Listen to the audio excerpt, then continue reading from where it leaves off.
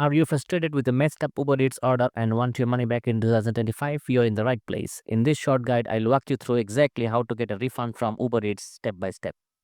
Let's start with step 1. Check if you're eligible. You must request your refund within 14 days of your order.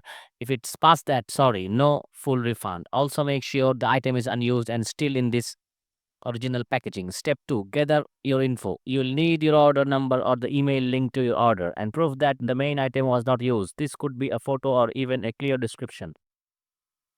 But don't send anything back yet. Wait for confirmation from Uber Eats. Step 3. Open the Uber Eats app, go to order history, select the problem order tab, help, then get a refund. Follow the prompts from there. Prefer email, you can contact their support with your details too. Step 4. Uber Eats will review your request and send you an email let you know if it's approved or denied. If approved, the money goes back to your original payment method within a few days.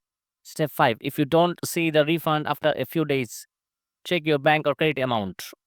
Sometimes there's a delay. Still nothing, reach out to Uber Eats support again. Getting refund does not have to be stressful. Just check your eligibility, gather the right info, submit the request, and follow up if needed. If this video helped you out, hit the like button and subscribe for more tech tips and food delivery hacks. Thanks for watching.